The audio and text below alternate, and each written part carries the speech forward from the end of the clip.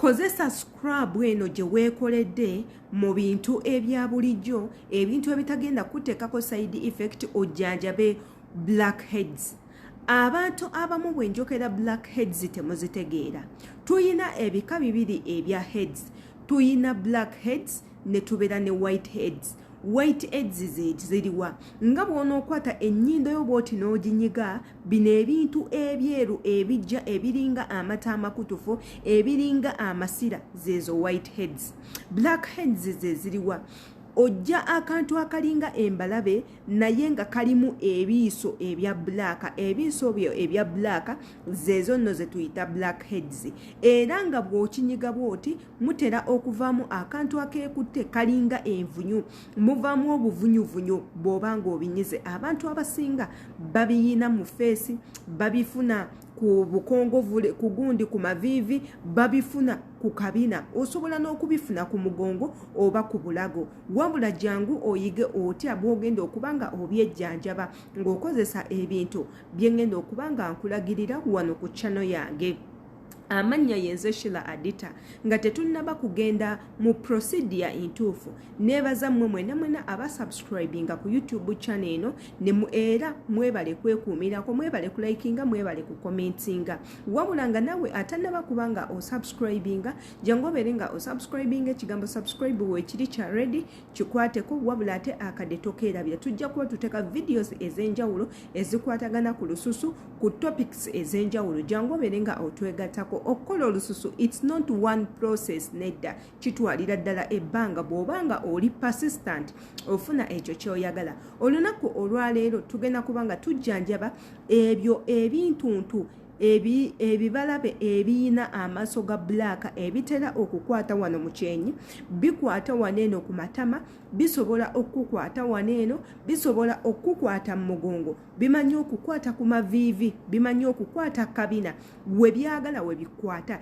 Naye jangu tubeere nga tukulagirira ky'olina okukola. Abasinga batera kubifuna mu face, katugende n'ekyomu face. Tugenda kubanga tujjanjaba blackheads ezo, teekako n'okugula obutuli, skin powers, obwo obutuli obubeera ku skin, obuyisa empewo, obuyisa n'obuyingiza empewo, obujjamu obutwa, teekako n'okujjamu obukyafu obuba buyingidde mu mubiri. Obwo obutuli butubeerako ku skin, naye abantu abamu buzibikira. Gye bukoma okuzibikira gy'okoma okuleeta ezo ze tuyita blackheads. Tugenda kubanga tuzibukula obutuli obwo nga tukozesa omubisi, nga tukozesa enniimu, nga tukozesa sukaali owa bulijjo, teekako ne coconut oil. Sukaali ono ffenna tukimanyi nti nno mulungi nnyo mu kukola olususu. Wabula ng'ate lemon mukimanyi nti alimu vitamin C. Wabula ng'ate coconut oil atera okubeeramu vitamin E. Mujje tuyige engeri gye tubitabula. Kye neetaaga kiri kimu gwe muganda wange, funa akakebeko akalungi oteekemu sukaali ebijiiko byo 2 oba 3, teekamu ekipimo ekikumala gwe kiweetaaga. Wabula ate okwate akatundu ka lemon oba akatundu ka lime yeriwa. Lime bwe buno obulimaawa, lemon ze zino enniimu ennene. Kwatako akatundu okamulire mu sukaali gw'otadde mu kabaweloko.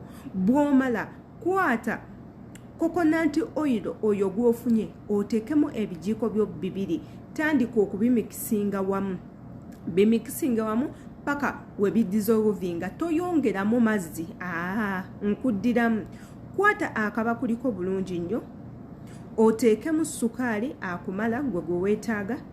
Okwate ekitundu kya lemon oba ekitundu kya lime akalimaawa okamuliremu. Okwate ebijiiko byo 2, nkuddira mu kwata ebijiiko byo 2 ebya coconut oil, obisene obeere nga obiteekamu, otabule wamu. Bw'onoomala okutabula bireke bidissolvinge, sukaali yeemulungule atandika okubanga aleebeeta. Sukaali oyo ye scrub waffe. Tandika okubanga omuscrubinga awo ewali obuzibu. Sukaali oyo agenda kuyambako okusima, lemon eyo egenda kuyambako okuyingira mu lususu, okutta obuwuka buli. Wabula ng'ate ne blackheads zigenda tandika okubanga zeetungulayo olwa acid ayingidde mu mubiri. We zimala okwetungulayo kyangu nnyo gwe okuzikamula n'obeera nga ozijjamu. Ekyo nno bw'ona okikola obuwuka obuleeta blackheads ezo ogenda kubanga obuse muganda wange obeera ne skin enyirira. Vidiyo eno weobanga ekusomesezza ng'ogitegedde bulungi girayikinge okomentinge wansi ate era teweerabira kusubscribinga muganda wange enkwagala nnyo.